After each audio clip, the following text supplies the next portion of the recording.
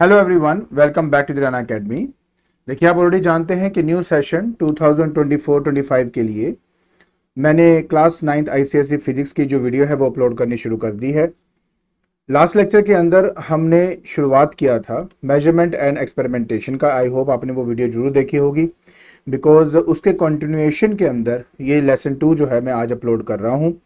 आज के लेक्चर के अंदर हम लेंथ को थोड़ा डिटेल में स्टडी करेंगे एंड उसके साथ रिलेटेड जितने भी इंपॉर्टेंट यूनिट्स हैं उनके बारे में डिस्कशन करेंगे। तो बिना कोई टाइम वेस्ट किए चलिए शुरू करते हैं।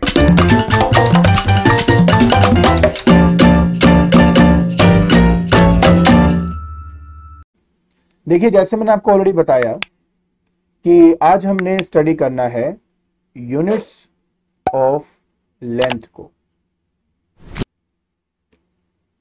देखिए, सिंपल सी बात है, लास्ट लेक्चर के अंदर हमने ऑलरेडी पढ़ा था कि लेंथ का जो एसआई यूनिट होता है वो होता है मीटर, और हम उसको यहां पे एम से रिप्रेजेंट करते हैं। और जैसे मैंने आपको कहा था कि मीटर क्या है, एक फंडामेंटल क्वांटिटी है। जो फंडामेंटल क्वांटिटीज होती हैं वो किसी और क्वांटिटी के ऊपर या किसी और यूनिट पर डिपेंड बिल्कुल भी नहीं करती, उनकी एक स्टैंडर्ड वैल्यू होती है जिसके कंपैरिजन में हम बाकी सारे फिजिकल क्वांटिटीज को मेजर करते हैं। तो मीटर को ओरिजिनली 1889 के अंदर डिफाइन किया गया था। उन्होंने कहा कि हमारे पास एक रॉड है जो प्लैटिनम एंड इरिडियम के मिक्सचर से बना हुआ है, जिसमें मतलब बेसिकली ये अलॉय हो गया, जिसमें 90% जो है वो आपका प्लैटिनम है, 90% क्या है, प्लैटिनम है, और 10% उसमें इरिडियम है। अब ये जो रोड आपके पास पड़ी है इसमें दो मार्किंग्स की गई है, ये दो मैंने मान लो मार्किंग कर दी है। इन दो मार्किंग के बीच का जो लेंथ आप यहां पे देख रहे हो वो एक्चुअली में 1 मीटर के बराबर होता है। अगर आपके मन में आ रहा है कि सर इसको कहां रखा गया है, तो एक्चुअली में इसको पेरिस में रखा गया है। ठीक है, पेरिस में एक जगह है जिसको हम सेवरेस कहते हैं, और वहां पर एक बिल्डिंग है जिसका नाम है इंटरनेशनल ब्यूरो। देखिए, मैं आपको ये बात इसलिए यहां पे बता रहा हूं और अलग कलर में लिख रहा हूं कि आपको ये याद करने की बिल्कुल भी जरूरत नहीं है। So bureau of weights and measures,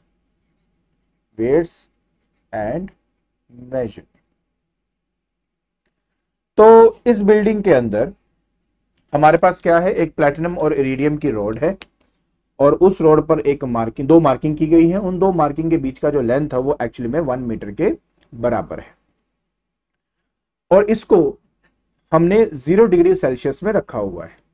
the reason being because हम नहीं चाहते कि अगर हमारा कोई टेम्परेचर चेंज हो रहा है तो टेम्परेचर चेंज होने के साथ इसके लेंथ में भी कोई भी हमारा चेंज आए, तो इसलिए उसका जो टेम्परेचर है हमने क्या रखा है, 0 डिग्री सेल्सियस में ही रखा हुआ है। तो ऑलरेडी आपने अब ये डेफिनेशन तो समझ ही ली है, लेकिन आपको पता है कि 1983 के अंदर दोबारा इस डेफिनेशन को रीडिफाइन किया गया था। लेकिन जब इस बार उसको रीडिफाइन किया गया तो उसको रीडिफाइन किया गया in terms of speed of light. ठीक है, तो अब क्या है वो डेफिनेशन और क्या इसके बारे में हमने बोलना है। देखिए, सबसे पहले आपको पता होना चाहिए कि मेरे पास जो स्पीड ऑफ लाइट है वो होती कितनी है। देखिए, नॉर्मली जब हम किसी को कहते हैं तो स्पीड ऑफ लाइट उसके लिए 3 × 10⁸ मीटर पर सेकेंड होती है। बट जब हमें कोई चीज को डिफाइन करना है तो मुझे उसकी एक प्रिसाइज्ड वैल्यू पता होनी बहुत ही इंपॉर्टेंट है। तो वो हमारी वैल्यू होती है 299.792,458। तो ये जो वैल्यू है ये एग्जैक्टली आपकी कितनी वैल्यू हुई, मतलब ये इसी को ही हम अप्रोक्सीमेटली 3 × 10⁸ मीटर पर सेकेंड लिखते हैं, तो इसको हम लिखेंगे मीटर पर सेकेंड। तो देखिए, जब हम स्पीड को डिफाइन करते हैं तो स्पीड एग्जैक्टली होती कितनी है, मतलब स्पीड को फाइंड करने का फॉर्मूला क्या है। तो स्पीड जो होता है वो होता है बेटा हमारे पास डिस्टेंस ओवर टाइम। पहले तो ये समझें। तो अगर मुझे डिस्टेंस को कैलकुलेट करना है तो ऑब्वियस है मुझे क्या करना पड़ेगा, स्पीड इंटू टाइम करना पड़ेगा। अब यहां पर जो स्पीड है वो तो है 299,792,458, ठीक है। और अगर मुझे 1 मीटर एग्जैक्टली यहां निकालना, और ये क्या होता है, ये है मीटर पर सेकेंड, तो अगर मुझे डिस्टेंस को 1 मीटर करना है तो जो टाइम है मुझे कितना लेना पड़ेगा, ऑब्वियस है इतना ही, बट नीचे डिनोमिनेटर में, मतलब 299,792,458 और ऊपर क्या आएगा, सेकेंड। ऐसा क्या होगा कि सेकंड से सेकंड कट जाएगा, ये पूरी की पूरी वैल्यू कट जाएगी, तो ऑटोमेटिकली आपका आंसर 1 मीटर आ जाएगा। तो इस बात को ध्यान में रखते हुए 1 मीटर को डिफाइन किया जाता है कि 1 मीटर एक्चुअली में डिस्टेंस है, ठीक है, जो आपकी लाइट ट्रेवल करती है कितने टाइम के अंदर, 1/299,792,458 ऑफ अ सेकेंड। तो एक सेकेंड का जब आप इतना पार्ट ले लेते हो, उस टाइम जो लाइट आपका डिस्टेंस ट्रेवल करती है, हमने उसको 1 मीटर डिफाइन करना शुरू कर दिया। तो इस तरीके से हमारे पास दो डिफरेंट डेफिनेशन आती है। एक और है बेटा, वो हमें करने की जरूरत नहीं है। और अगर आपका सवाल ये आए मन में कि सर क्या हमें ये डेफिनेशंस करनी पड़ेंगी, तो मैं बोलूंगा बिल्कुल भी नहीं, आपको नहीं करनी है। बट मैं आपको ये समझाना चाहता हूं कि क्यों हमने मीटर को एज ए फंडामेंटल यूनिट कहा और क्यों वो किसी और फैक्टर पे डिपेंड नहीं करता है। तो आपने यहाँ पे देख लिया कि हमने इसको एक स्टैंडर्डाइज तरीके से समझा है, और उसके रेफरेंस में जब भी हम कोई मेजरमेंट करते हैं लेंथ की, तो उसके ही रेफरेंस में हमेशा हर बार मेजरमेंट हम करते आए हैं। क्लियर हो गया।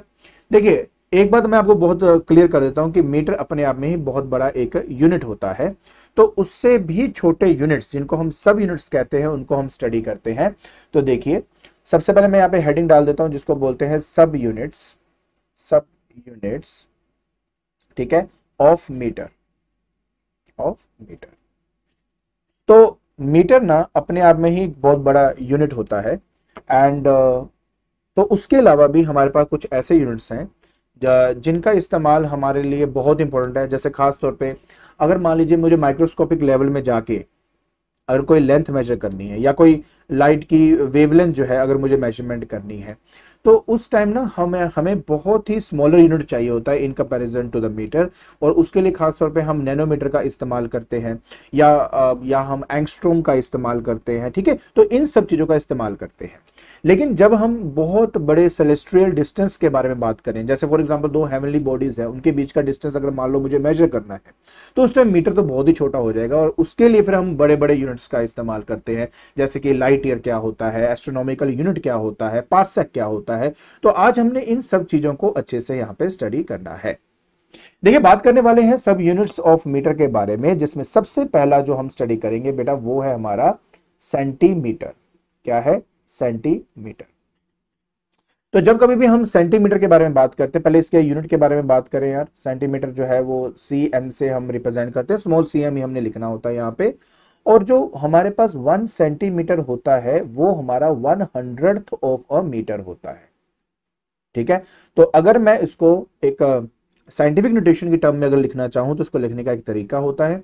सबसे पहले आप देखिए बेटा, नीचे हमारे पास 10 है, और 10 कितनी बार यहाँ पे यूज हुआ है? 10 एक बार, दो बार 10 को मल्टीप्लाई करूंगा तब जाके 100 बनेगा, इसलिए मैं यहाँ पे 10 की पावर को 2 लिखूंगा, ठीक है। तो यहाँ पे मीटर आ गया।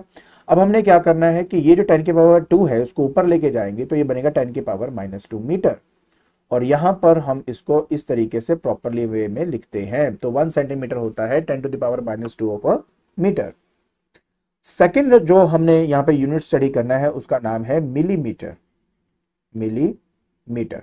देखिए साथ साथ आप नोट करते जाइए, साथ साथ आप करते जाइए, तब जाके ही आपको ये सब बातें याद भी रहेंगी, और आप अच्छे से इसको अगर लिख लोगे तो अच्छे नोट्स बन जाएंगे। नोट्स बनेंगे तो उसको रिवाइज करना हमारे लिए और भी आसान हो जाता है।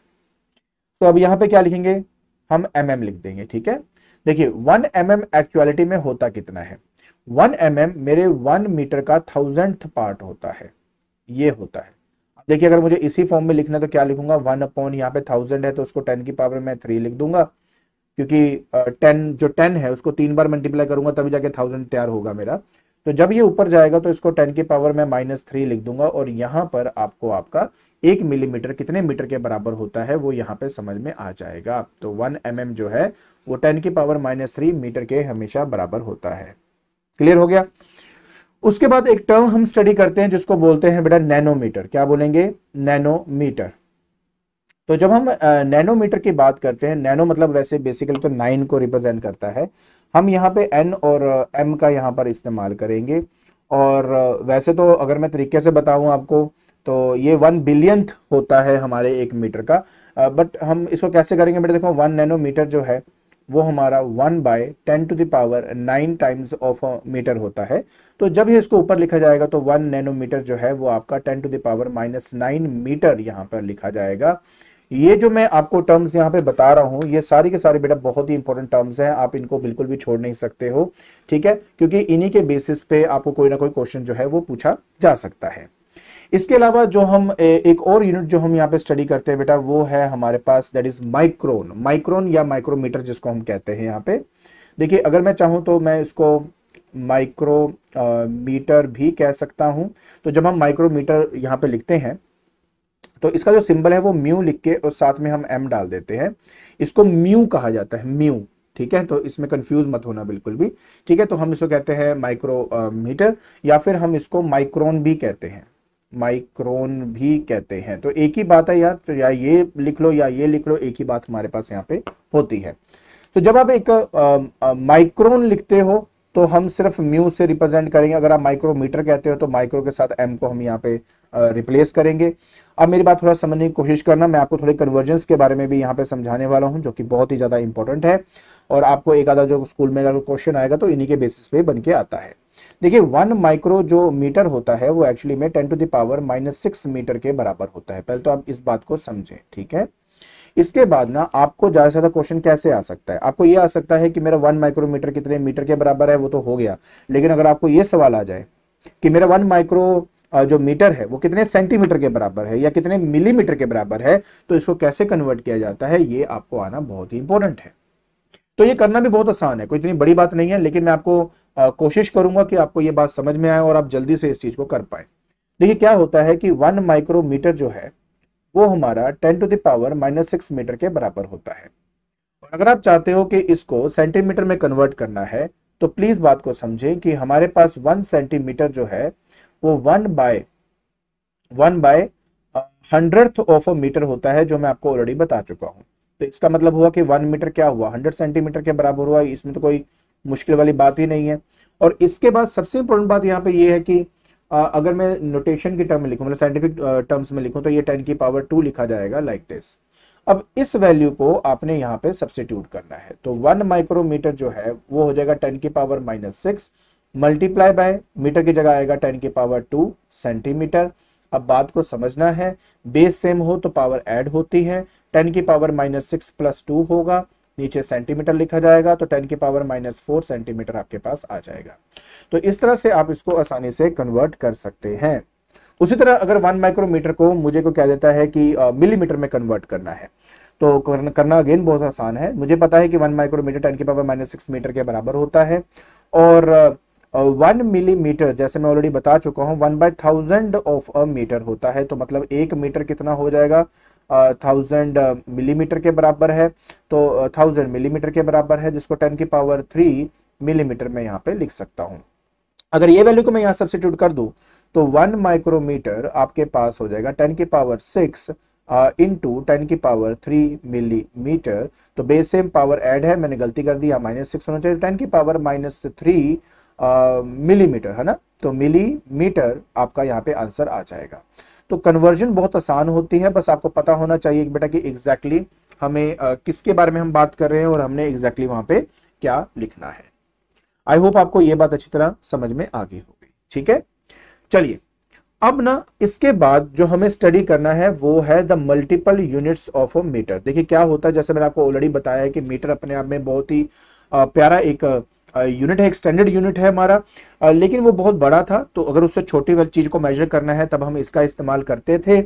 लेकिन अगर मुझे मीटर से बड़ा कोई डिस्टेंस मेजर करना हो, खासतौर पे बड़े का मतलब ये नहीं कि 2-4 metre, I am not talking about that, अगर मुझे 1000 मीटर तक कोई डिस्टेंस मेजर करना हो तो उसके लिए अलग से एक यूनिट डिफाइन करना हमारे लिए बहुत यूनिट था, और उसको कहा जाता है the multiple unit of metre की कैटेगरी में अब हम आ चुके हैं। देखिए क्या करेंगे बेटा, देखो सबसे पहले मैं आपको बता दूं, अब यहाँ पे हम डिफाइन करेंगे बेटा सबसे पहले किलोमीटर को। तो एक किलोमीटर क्या होता है, सो जब हम कहते हैं 1 किलोमीटर, तो 1 किलोमीटर का मतलब होता है 1000 मीटर। तो अपने आप में ये एक बड़ा यूनिट बन जाता है। सो किलो, के जो वर्ड हमेशा जब हम यूज करते हैं ना यार, हमेशा प्लीज याद रखें, वो आपका 1000 टाइम्स होता है किसी भी चीज का। जैसे अगर मैं 1 किलो लीटर कह दूं तो मतलब 1000 लीटर हो जाएगा। इफ आई से 1 किलोमीटर तो ये 1000 मीटर के बराबर हो जाएगा। तो किलो जो वर्ड है वो हमेशा 1000 के लिए यूज किया जाता है। और आप देख सकते हो ये बड़ा यूनिट है हमारा, ठीक है। अगर ये बड़ा यूनिट है तो हम इसका इस्तेमाल करते हैं लॉन्गर डिस्टेंस को मेजर करने के लिए। इसलिए जब कभी भी हम एक डिस्टेंस से दूसरे डेस्टिनेशन में जाते हैं, बाय रोड जाते हैं, बाय प्लेन, जैसे मर्जी हम जाएं, तो उस टाइम हम खास तौर पे किलोमीटर वर्ड जो है उसका इस्तेमाल हम कहते हैं। इसके अलावा हम इस्तेमाल करते हैं कुछ और बिगर यूनिट्स के बारे में, और बिगर यूनिट्स को हम स्टडी करते हैं। बेटा अब यहां तक तो ठीक है, डिस्टेंस तक की बात तो हमने कर ली है, एक डेस्टिनेशन, एक शहर से दूसरे शहर जा रहे हैं, बात समझ में आती है। लेकिन अगर मान लीजिए अगर मैं बात कर रहा हूं सन और अर्थ के बीच का डिस्टेंस अगर मुझे निकालना है, तब मैं क्या करूंगा? या दो हेवनली बॉडीज के बीच में, कोई भी दो हेवनली बॉडीज के बीच में अगर डिस्टेंस निकालना है, तब हम किलोमीटर में थोड़ा मेजर कर पाएंगे। तो उस टाइम इस्तेमाल होते हैं 3 इंपॉर्टेंट यूनिट्स, जिसमें सबसे पहला हमारे पास आता है एस्ट्रोनॉमिकल यूनिट। एस्ट्रोनॉमिकल यूनिट, जिसको हम A.U. से रिप्रेजेंट कर देते हैं। दूसरा जो है वो हमारा होता है लाइट ईयर। क्या होता है? लाइट ईयर, ठीक है। और हम इसको LY से ऐसे रिप्रेजेंट कर देते हैं, ठीक है। और तीसरा जो है वो हमारा होता है पारसेक। क्या होता है? पारसेक। और अब हम इन तीनों को एक एक करके यहां पे स्टडी करेंगे। तो सबसे पहले हमने स्टडी करना है एस्ट्रोनॉमिकल यूनिट के बारे में। एस्ट्रोनॉमिकल यूनिट के बारे में, तो एस्ट्रोनॉमिकल यूनिट जो है वो A.U. से हम यहां पे रिप्रेजेंट करते हैं। और अगर इसके डेफिनेशन की बात करूं तो मैंने डेफिनेशन एक्चुअली लिखी हुई है, वो ये है कि it is the mean distance, ठीक है, किसके बीच में? Between the sun and the earth, ठीक है। तो सन और अर्थ का जो के बीच में जो मीन डिस्टेंस होता है, हम उसको एस्ट्रोनॉमिकल यूनिट कहते हैं। अब सिंपल सी बात है यार कि अगर ये मेरे पास यहां पर एक ऑर्बिट है, ये मेरा यहां पे सन है, तो सन का अर्थ से एक डिस्टेंस होगा। और आप जानते हो कि ये एक एलिप्टिकल पाथ होता है, तो यहां डिस्टेंस ज्यादा है, यहां देखेंगे तो डिस्टेंस कम होगा। तो on an average what is the distance between earth and sun, उसको हम एस्ट्रोनॉमिकल यूनिट से जानते हैं। तो जब हम एक 1 एस्ट्रोनॉमिकल यूनिट हम बोलेंगे तो वो कितने मीटर के बराबर होगा? 1.496 इंटू 10⁻11 मीटर के बराबर होता है, ठीक है। आप देख सकते हो कि कितने ज्यादा मीटर्स जो हैं उसको हम 1 एस्ट्रोनॉमिकल यूनिट कहते हैं। आई होप यार ये बात आपको अच्छी तरह समझ में यहां पे आ गई होगी, ठीक है। ओके, सो इसके बाद हमारे पास जो शुरुआत होती है वो सेकंड कौन सा था बेटा? हमारा था लाइट ईयर, है ना। तो अब हमने लाइट ईयर को यहां पे स्टडी करना है। तो यहां पे मैं आपके लिए लिख देता हूं दैट इज लाइट, ठीक है, ईयर। तो अब यहां पे हम लाइट ईयर के बारे में बात करेंगे। देखिए नाम से ही वैसे क्लियर हो जाती है बातें, लेकिन फिर भी मैं आपके लिए बता देता हूं। तो कहते हैं कि it is the distance travelled by light in 1 year. अब खुद सोच के देखो यार, लाइट की स्पीड होती है 3 × 10⁸ मीटर पर सेकेंड, जो कि अपने आप में बहुत बड़ी स्पीड है। और 1 ईयर तक का वेट करो उस लाइट को ट्रेवल होने के लिए, तो जितना आपका डिस्टेंस बनेगा उसको लाइट ईयर कहा जाएगा। देख सकते हो आप अपने आप में बहुत बड़ा डिस्टेंस होता है ये। हाँ, थोड़ा सा ये लिख देते हैं कि इन वैक्यूम भी हम यहाँ पे लिख देते हैं, ठीक है। सो क्या लिखते हैं? इन वैक्यूम वो भी हम यहाँ पे लिख देते हैं। तो अगर ये डिस्टेंस को मेजर करना है तो देखिए बेसिकली आपको मेजर करना तो बिल्कुल नहीं आएगा, बट हाँ आपको वैल्यूज पता होनी चाहिए। सो मैं आपको बता देता हूं कि मेजर कैसे किया गया था। तो 1 लाइट ईयर जो है, अगर आपने इसको मेजर करना है तो आपको मैंने अभी क्या बताया था कि स्पीड क्या होता है, स्पीड होता है डिस्टेंस ओवर टाइम, तो डिस्टेंस क्या हो जाएगा, स्पीड इनटू टाइम। तो यहां पे हम लेंगे स्पीड और यहां पे हम ले लेंगे टाइम। तो स्पीड अभी हम वो एग्जैक्ट नहीं ले रहे, सिंपल लिखेंगे 3 × 10⁸ मीटर पर सेकेंड, ये आपका स्पीड है। टाइम हो जाएगा 365 डेज। अब हर दिन 24 घंटे होते हैं, 60 मिनट होते हैं और 60 सेकंड होते हैं। तो अब आपको पहले सेकंड में कन्वर्ट करना था, क्योंकि यहाँ पे नीचे सेकंड की फॉर्म में दिया हुआ है, तो सेकंड सेकंड कट जाएगा और आपके पास आपका एग्जैक्ट आंसर आ जाता है। आई होप ये बात तो आपको समझ में आ गई होगी, ठीक है। और जब हम इसको सॉल्व करते हैं तो 9.46 × 10⁻12 किलोमीटर हमारे पास आंसर आता है, अगर आप किलोमीटर में फाइंड करते हो, नहीं तो 9.46 × 10⁻15 मीटर जो है वो आपका यहाँ पे आंसर आता है। तो क्या होता है लाइट ईयर, आई होप आपको समझ में आ गया होगा। एक लाइट ईयर कितने मीटर के बराबर होता है या कितने किलोमीटर के बराबर होता है, आई होप आपको ये भी समझ में आ गया होगा। बहुत सिंपल सी चीज है, बट ऑफ कोर्स जब तक करेंगे नहीं तब तक वो आएगा नहीं। क्लियर, ठीक है जी। अब देखिए बेटा, हमें बात करनी है पार्सेक के बारे में, ठीक है। किसके बारे में बात करनी है हमें बात करनी है पार्सेक के बारे में, कि एक्चुअलिटी में 1 पार्सेक होता कितना है, ठीक है। तो इसके लिए मैं आपको एक डायग्राम के थ्रू या एक पिक्चर के थ्रू समझाऊंगा, तो आपको आई थिंक ज्यादा समझ में आ जाएगा। देखिए, सबसे पहली बात यह है कि मान लेते हैं कि ये हमारे पास एक ऑर्बिट है, ठीक है, ये मेरा एक ऑर्बिट हो गया, और यहां पर हमारे पास क्या है, सन है, डन। और एग्जैक्टली यहां पर एक स्टार है या एक हेवनली बॉडी है जिसका डिस्टेंस हमें सन से लेना है 1 पार्सेक। तो अब ये 1 पार्सेक कब होगा, बात को प्लीज समझने की कोशिश करना, तभी समझ में आएगा। देखिए, पहले तो अर्थ का, ये मेरा अर्थ है, अर्थ का जो डिस्टेंस है फ्रॉम द सन वो आपका 1 एस्ट्रोनॉमिकल यूनिट होना चाहिए पहले तो, ठीक है। कितना होना चाहिए, 1 एस्ट्रोनॉमिकल यूनिट होना चाहिए। तो यहां पर मैं इन दोनों के बीच में एक लाइन ज्वाइन करूंगा, सन और स्टार के बीच में, और इवन अर्थ और स्टार के बीच में भी एक मैं लाइन यहां पे ज्वाइन करूंगा। तो इस डिस्टेंस को, सन और स्टार के बीच के डिस्टेंस को मैं 1 पार्सेक सिर्फ तभी कह सकता हूं जब अर्थ का डिस्टेंस सन से 1 एस्ट्रोनॉमिकल यूनिट हो, और ये जो आपका एंगल यहां पे सबस्टेंड हो रहा है, ये जो एंगल आप यहां पे देख रहे हो ना, ये आपका 1 सेकंड के बराबर होना चाहिए। मतलब कितना होना चाहिए आपका, 1 सेकंड होना चाहिए एंगल, तभी जाकर ये जो डिस्टेंस होगा आपका 1 पार्सेक कहलाएगा। अब बोलेंगे एंगल मेरा 1 सेकंड का क्या मतलब है, चलिए इसको थोड़ा सा समझते हैं, आई होप आपको इससे क्लैरिटी हो जाएगी। देखिए, क्या होता है कि जब हम किसी एक सर्कल के बारे में बात करते हैं, ठीक है, उस सर्कल में अगर मैं एक एंड से दूसरे एंड में जाऊं तो उस टाइम जो ये जो बीच में यहां पे आप देख रहे हो, यहां पे क्या दिखता है, यहां पे एक एंगल डिफाइंड होता है, ठीक है। तो सबसे पहले हम क्या करेंगे कि एक ऐसा एंगल लेंगे जिसकी वैल्यू है 1 डिग्री। पहले हमने एंगल क्या ले लिया, 1 डिग्री लिया। अब उस 1 डिग्री के हमने 60 इक्वल पार्ट्स किए। कितने पार्ट किए, 60 इक्वल पार्ट किए, ठीक है। अब ये जो पार्ट है, ये एक पार्ट जो है इसको मैं अलग से यहां पे शो करूंगा, तो ये वो एक पार्ट है, ठीक है, ये तो 60 इक्वल पार्ट्स किए।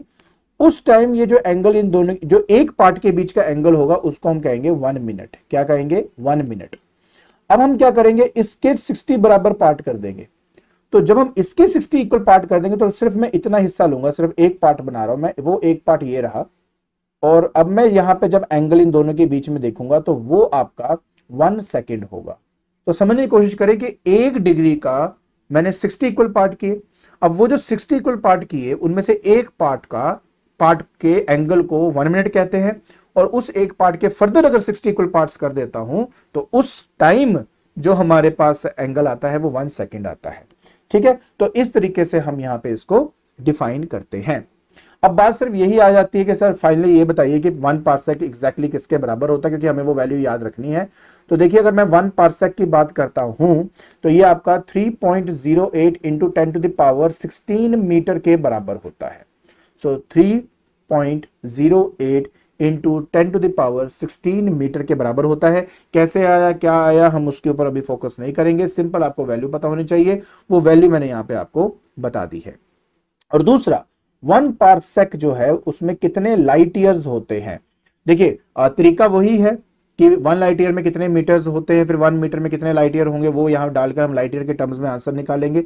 लेकिन हमने कहा ना हमें इतना डिटेल में इसकी जो कैलकुलेशंस है वो नहीं करनी है, सीधा वैल्यूज याद रखनी है। तो हमारा बेटा 3.26 लाइट ईयर यहाँ पे आ जाता है आफ्टर सॉल्विंग एवरीथिंग। तो 1 पारसेक जो है वो 3.26 लाइट ईयर के बराबर होता है। आई होप आपको ये सब समझ में आ गया। ठीक है, चलिए अब आपको मैं स्मॉलर यूनिट्स के बारे में बताता हूँ। देखिए वैसे तो मैंने स्मॉलर यूनिट्स आपको बता दी है, जैसे कि हम मीटर, सेंटीमीटर, है ना, माइक्रोमीटर, ये सब के बारे में बात करते हैं। उसके बाद मैंने आपको एक नैनोमीटर के बारे में भी बताया था ना। आपको बताऊं उससे भी ज्यादा छोटे हमारे 2 यूनिट्स होते हैं जिनको हम एंगस्ट्रॉम और फर्मी के नाम से जानते हैं। तो आज हम थोड़ा सा उसके बारे में भी स्टडी कर ही लेते हैं और ये पार्ट को पूरी तरह फिनिश कर देते हैं। देखिए क्या है कि जब हम कभी भी एक एंगस्ट्रॉम के बारे में बात करते हैं, किसके बारे में, एंगस्ट्रॉम के बारे में बात करते हैं, तो सबसे पहले हम एक ए लिखकर ऊपर एक सर्कल लगाते हैं। So this is the way how we actually represent your angstrom. और मैं आपको बता देता हूं कि एक एंगस्ट्रॉम जो होता है वो 1 मीटर का 1/10⁻10 टाइम्स होता है, मतलब पार्ट होता है उसका, मतलब 10⁻−10 पार्ट ऑफ अ मीटर होता है आपका। तो ये वैल्यू आपको याद रहनी चाहिए। नैनोमीटर में क्या था, 10⁻−9 था। एंगस्ट्रॉम क्या होता है, 10⁻10 मीटर होता है। तो इसका मतलब ये हुआ कि अगर एक नैनोमीटर आपका 10⁻−9 मीटर के बराबर होता है, तो इसका मतलब हुआ कि 1 मीटर आपका 1/10⁻−9 नैनोमीटर होगा। तो -9 ऊपर जाएगा, मतलब माइनस को प्लस करने ऊपर जाएगा, 10⁻9 नैनोमीटर हो जाएगा आपका। तो मैंने ये क्यों किया, ये इसलिए किया कि जब मैं इसको यहां पर रिप्लेस करूंगा तो मतलब 1 angstrom is equal to 10⁻10 into 10⁻9 nanometre डालूंगा, तो देख सकते हो बेस सेम पावर ऐड के बारे में सब बता चुका हूं। तो -10 +9 करेंगे तो ये नैनोमीटर बन गया। तो आप देख सकते हो बेटा कि आपका 1 एंगस्ट्रॉम 10⁻−1 नैनोमीटर के बराबर आता है। ठीक है ना। और उसी तरह अगर आप इस टर्म को इधर ले जाते हो तो 1 नैनोमीटर जो है वो आपका 10 एंगस्ट्रॉम के बराबर होता है। तो बहुत सिंपल सी कन्वर्जन है यार, और यही चीज आपसे पूछी जाती है, मतलब it's a very simple thing, but जब तक नहीं करोगे तब तक नहीं आएगा, तो इसलिए ये करना बहुत इंपॉर्टेंट है। क्लियर। हाँ, इसके अलावा आप चाहें तो 1 माइक्रो और एंगस्ट्रॉम के बीच में भी रिलेशन बना सकते हो। लीजिए मैं वो भी बना देता हूं। जैसे कि देखिए यार 1 माइक्रोन क्या था, अगर आपको याद हो 1 माइक्रोन था 10⁻6 मीटर के बराबर था। ठीक है, तो इसका मतलब है 1 मीटर क्या हो जाएगा, 1 माइक्रोमीटर ही मान लेते, चलो माइक्रोमीटर मान लेते हैं। तो 1 माइक्रोमीटर डिवाइडेड बाय 10⁻6 हो गया, तो ये ऊपर जाएगा तो 10⁻6 माइक्रोमीटर लिखा जाएगा।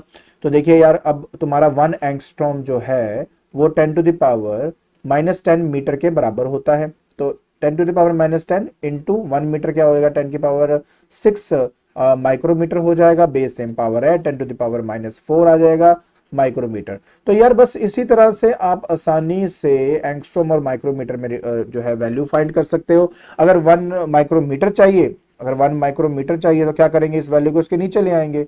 तो 1/10⁻⁴ एंगस्ट्रॉम नीचे से ऊपर करेंगे तो 10⁻4 एंगस्ट्रॉम बन जाएगा। तो बेटा जब कोई डिनोमिनेटर से न्यूमरेटर में आता है तो उसकी जो पावर होती है उसमें माइनस मल्टीप्लाई हो जाता है, -1 बेसिकली उसमें मल्टीप्लाई हो जाता है, या माइनस है तो प्लस बन जाएगा, प्लस है तो माइनस बन जाएगा, इस तरह याद कर लीजिए, वो आपके ऊपर है। क्लियर। इसके अलावा जो हम यूनिट का इस्तेमाल करते हैं बेटा उसको कहते हैं फर्मी। ठीक है, फर्मी, ये हम बात कर रहे हैं अब एटॉमिक लेवल की। ठीक है, जब हम एक एटम का साइज की बात करते हैं या एक न्यूक्लियस की साइज की बात करते हैं तब हम एंगस्ट्रॉम और फर्मी में चले जाते हैं। तो खासतौर पे जब हमें न्यूक्लियस को रिप्रेजेंट करना, न्यूक्लियस के साइज को रिप्रेजेंट करना है, उस टाइम हम फर्मी का इस्तेमाल करते हैं। और आपको बता दो कि 1 फर्मी जो 1 FM होता है वो 10⁻−15 मीटर के बराबर होता है। ठीक है, 10⁻−15 मीटर के बराबर होता है। और इस तरीके से हम हमारे जितने भी यूनिट्स हैं यहाँ पे हमने जो है वो डिस्कस कर ली है। आई होप आपको पता लग गया होगा कि लेंथ में कौन कौन से यूनिट्स का इस्तेमाल किया जाता है, और जो मीटर है जो कि एक स्टैंडर्ड वैल्यू थी वो उसको कहां से स्टैंडर्डाइज किया गया था, मतलब एग्जैक्टली जब हम किसी को कहते हैं ये 1 मीटर है तो उसका जो स्टैंडर्ड वैल्यू है वो कहां से मेजर किया गया था। आई होप आपको वो समझ में आ गया होगा। बस आज के वीडियो के अंदर हमने इसी को डिस्कस करना था। अगर आपको ये वीडियो पसंद आ रही है तो please like it, share it and subscribe it. आज के लिए बस इतना ही। Thank you so much.